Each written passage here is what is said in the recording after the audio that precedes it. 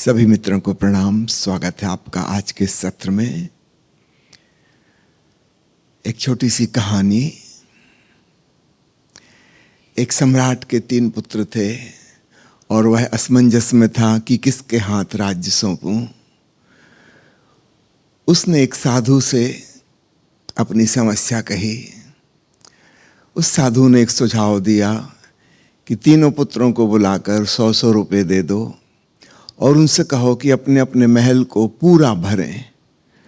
जो अपने महल को पूरा भर लेगा वही राज्य का उत्तराधिकारी होगा। सम्राट ने कहा, सिर्फ 100 रुपये?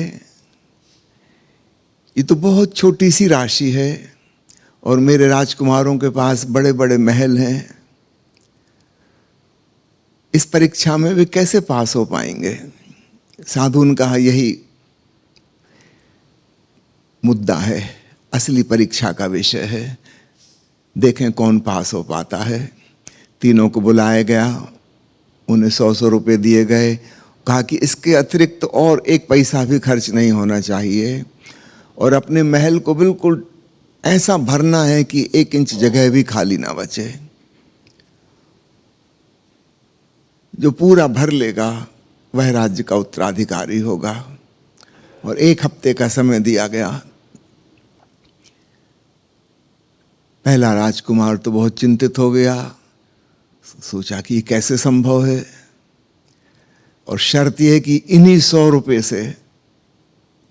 तो उसने सोचा कि अगर मैं जाके जुआ खेल लूं और इन्हीं 100 रुपये से हजारों लाखों कमा लूं, फिर मैं अपने महल को बड़ी सुंदर सुंदर चीज़ों से भर लूँगा। कानूनी दांव पैंच उसने निकाला कि इसी 100 रुपये से कमाऊँगा तो वे तो इसी में काउंट होंगे।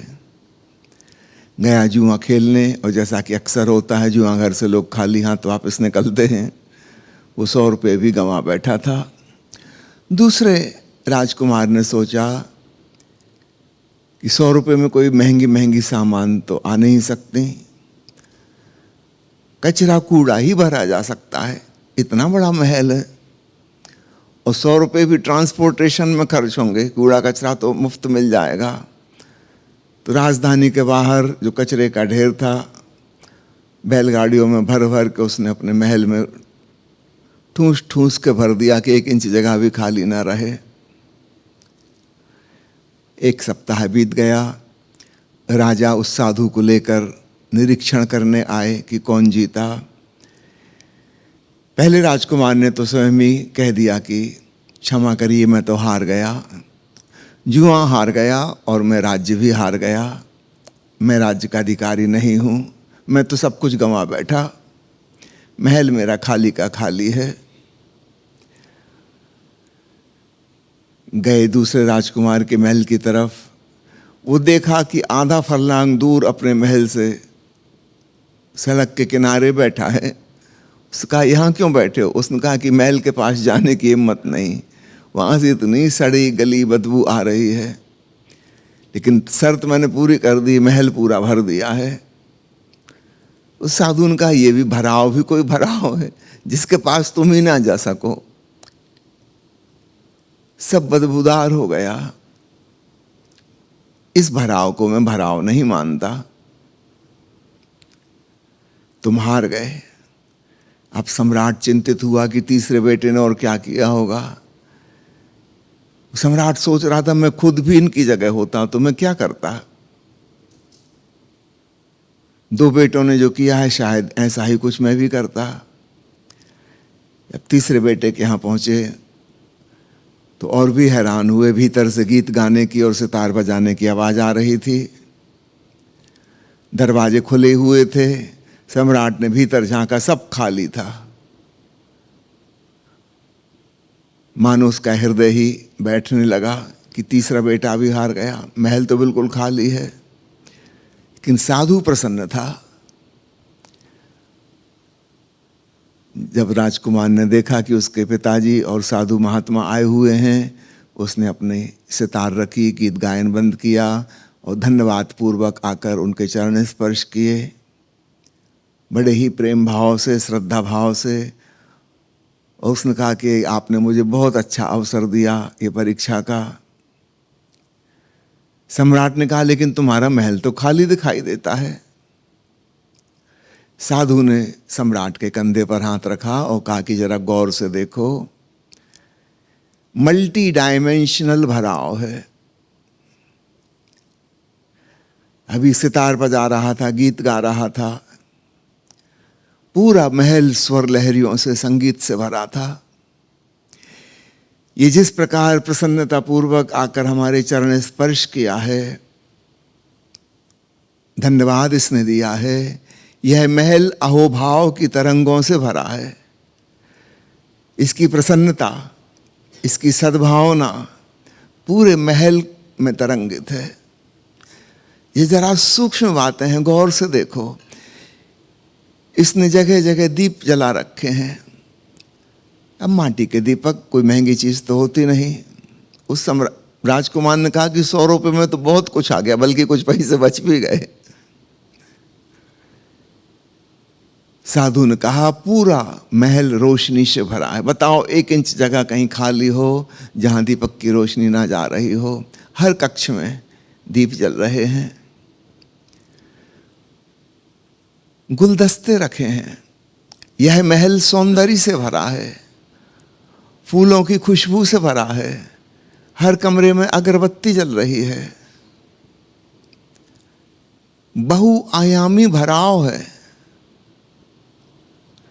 एक आयामी होता तब भी ये पास हो जाता परीक्षा में, लेकिन वास्तव में तुम्हारा यह पुत्र अत्यंत प्रतिभाशाली है। इसने बहुआयामी भराव कर दिया। यही राज्य का उत्तराधिकारी होगा। यह कहानी सुनाकर ओशो कहते हैं हमारी अंतरात्मा में सूक्ष्म गुणवत्ताएं मौजूद हैं। वो कोई ठोस पदार्थ नहीं है, कोई वस्तुएं नहीं हैं जिनसे हमारे भीतर भरा हो, लेकिन अत्यंत सूक्ष्म गुण हैं।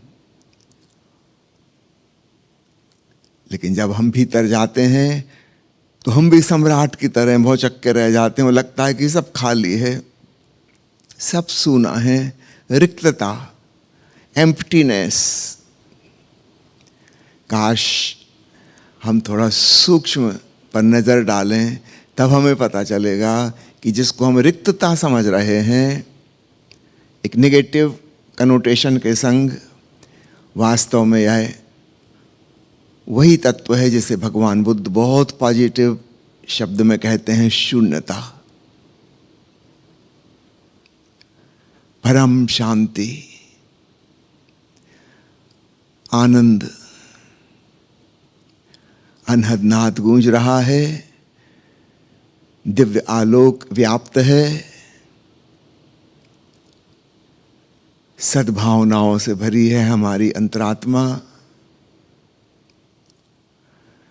लेकिन जिनकी नजरें ठोस वस्तुओं की आदी हो गई हैं, बाहर के जगत की चीजों को ही जो मानते हैं कि कुछ है, उन्हें भीतर ऐसा लगता है कुछ नहीं है, नथिंगनेस।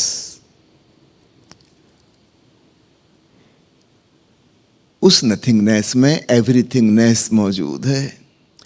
वह शून्यता पूर्णता से ओतप्रोत है, लेकिन उसके लिए हमें थोड़ा संवेदनशील होना होगा। हमारी सभी इंद्रियां बाहर के जगत की जानकारी से परिचित हैं। जन्म होने के तुरंत बाद जैसे ही हमारी इंद्रियां फंक्शन करना शुरू करती हैं, हम बाहर देखते, बाहर सुनते, बाहर छूते, सब चीज़ें बाहर हैं जिनकी हमें ज़रूरत है। उन्हीं को पाने के लिए हम भाग दौड़ में लग जाते हैं, उन्हीं को हम सब कुछ समझने लगते हैं। जीवन का लक्ष्य यही है। भीतर झांकने का कभी मौका ही नहीं मिलता, और कभी कभार अगर हम झांकते हैं तो भीतर हम पाते हैं कि अरे यहाँ तो कुछ है ही नहीं। बहुत लोग ध्यान करने की कोशिश करते हैं, थोड़े दिनों में छोड़ देते हैं। उनको लगता है यहाँ तो कुछ है ही नहीं, इससे तो अच्छा चलो फिर से टीवी ऑन कर लो, फिर से अखबार ही पढ़ लो। भीतर तो कुछ भी नहीं है।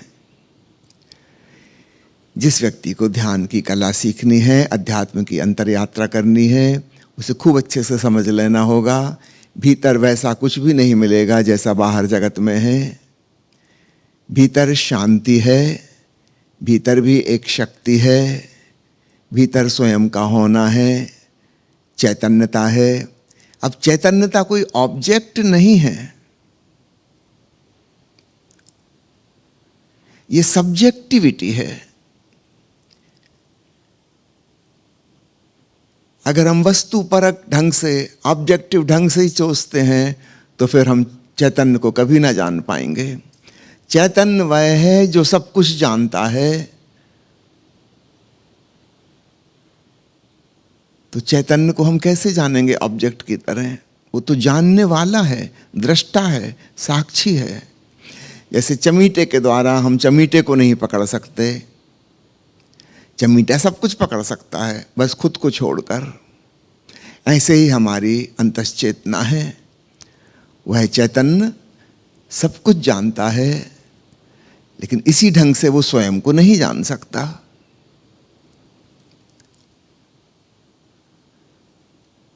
भीतर अत्यंत सूक्ष्म संगीत गूंज रहा है, अत्यंत सूक्ष्म रात्रि के आकाश जैसा प्रकाश व्याप्त है, दिव्य सुगंध व्याप्त है, दिव्य स्वाद व्याप्त है, लेकिन ये सब बहुत सूक्ष्म और बारीक हैं। वस्तुगत ऑब्जेक्टिव ढंग से इनको नहीं जान सकते।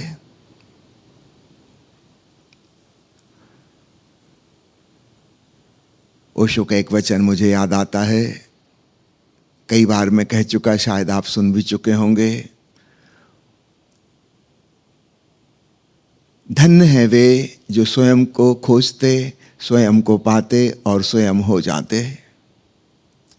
एक छोटे से वचन में अध्यात्म का समस्त सार समा गया।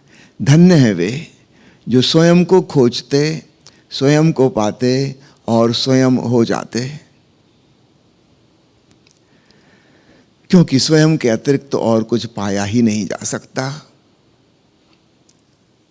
हम कोशिश कर सकते हैं, लेकिन बाहर की कोई वस्तु हमारे भीतर नहीं जा सकती। आप कितना ही धन कमा लें, वो बाहर ही रहेगा, वो आपके भीतर नहीं जा सकता। आप कितना ही नाम, यश, प्रतिष्ठा कमा लें, वो सब बाहर बाहर रहेगी। भीतर तो आप अनाम हैं।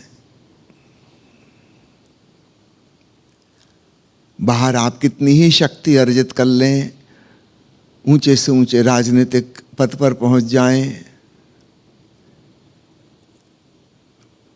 वह शक्ति आपके भीतर नहीं जा सकती, वो बाहर की है। बाहर का कुछ भी भीतर नहीं जा सकता। ठीक है, काम चलाऊ है, उपयोगी है, जरूर पैसा भी कमाना, मकान भी बनाना, कार भी खरीदना, सब ठीक है, बाहर बाहर के लिए उपयोगी हैं। घर गृहस्थी बसाना, मित्र हैं, रिश्तेदार हैं, सब ठीक है, लेकिन इनमें से कुछ भी भीतर नहीं जा सकता। भीतर केवल आप हैं।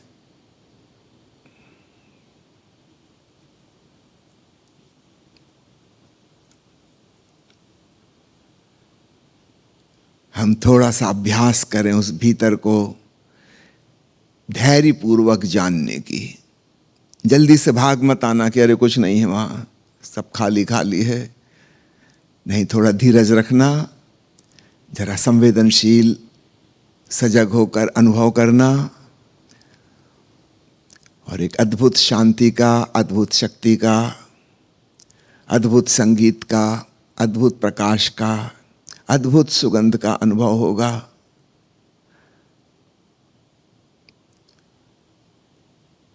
उसे जानकर ही तृप्ति और संतोष मिलता है, क्योंकि वही केवल हम हैं, वही केवल हमारा है।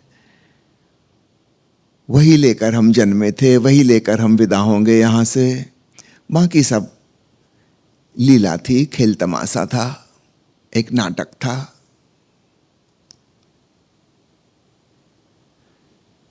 तो साधना सूत्र में जब मेविल कॉलिंस शक्ति की और शांति की बात करती है, स्वयं को जानने की बात करती है, तो उसकी यह भूमिका स्मरण रखना, बहुत पॉजिटिव ढंग से भीतर को अनुभव करना। रिक्तता और शून्यता दो शब्द उस एक अनुभव की तरफ इशारा करते हैं। निगेटिव ढंग से हम देखेंगे तो हम कहेंगे एम्प्टीनेस, रिक्तता। और पॉजिटिव ढंग से महसूस करेंगे तो हम कहेंगे आहा, अद्भुत महाशून्यता।